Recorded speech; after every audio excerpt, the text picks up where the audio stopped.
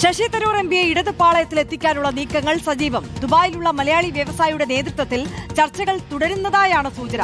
എന്നാൽ കോൺഗ്രസ് വിടുമെന്ന വാർത്തകൾ ശശി തരൂർ ഇതുവരെ തള്ളിയിട്ടില്ല. ചൊവ്വാഴ്ച നടക്കുന്ന തെരഞ്ഞെടുപ്പ് സമിതി യോഗത്തിൽ തരൂർ പങ്കെടുക്കുമോ എന്നതിലാണ് ആകാംക്ഷ. ആർ റോഷിപാലുണ്ട് വിവരങ്ങളുമായി. റോഷിപാൽ, കൊച്ചിയിലെ മഹാപഞ്ചായത്തിൽ മഹാ അപമാനം നേരിട്ടതിൽ കടുത്ത അതിർത്തിയുണ്ട് ശശി തരൂരിന്.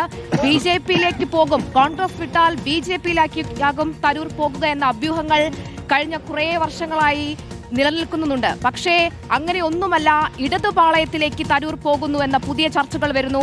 ദുബായിൽ വ്യവസായിയുമായുള്ള കൂടിക്കാഴ്ച ഉണ്ടാകുന്നു.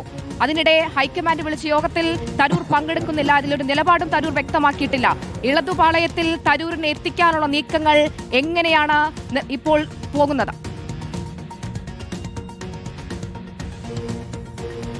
ശശി തരൂർ ഇടതുപാളയത്തിലേക്ക് പോകുമെന്ന രീതിയിലുള്ള അഭ്യൂഹങ്ങൾ ശക്തമാണ്. കാരണം ഒരു CPM-വുമായി ഏറെ ബന്ധമുള്ള, മുഖ്യമന്ത്രിയുമായി ബന്ധമുള്ള പ്രവാസി വ്യവസായി ശശി തരൂരിനെ ഇടതുപാളയത്തിൽ എത്തിക്കാനുള്ള ചരട് വലിക്ക് തുടക്കമിട്ടു എന്നാണ് അറിയാൻ കഴിയുന്നത്. അങ്ങനെയുള്ള ചില സൂചനകളാണ് പുറത്തുവരുന്നത്. ഈ കാര്യം ശശി തരൂരുമായി ബന്ധപ്പെട്ടവർ നിഷേധിച്ചിട്ടുമില്ല.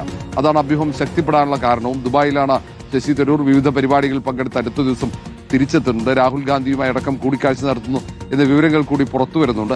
ഏതായാലും ശശി തരൂർ ആദ്യഘട്ടത്തിലൊക്കെ BJP-യിലേക്ക് പോകും എന്ന അഭ്യൂഹങ്ങൾ, കാരണം കോൺഗ്രസിന്റെ ദേശീയ നേതൃത്വവുമായി അകന്ന സാഹചര്യത്തിലാണ് അങ്ങനെ അഭ്യൂഹങ്ങൾ ശക്തമായത്.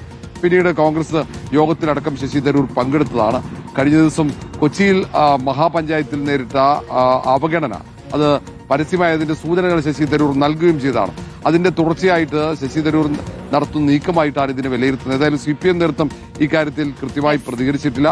ഇങ്ങനെ ഒരു നീക്കം നടക്കുന്നുവെന്ന സൂചനകൾ മാത്രമാണ്. ഇക്കാര്യത്തിൽ വരും മണിക്കൂറുകളിൽ ഒരുപക്ഷെ കൂടുതൽ പ്രതികരണങ്ങൾ വരുമെന്നാണ് പ്രതീക്ഷ. എന്തായാലും ശശി തരൂർ ഇതുവരെ ഈ വാർത്ത തള്ളിയിട്ടില്ല. റോഷിപാലാണ് വിവരങ്ങൾ.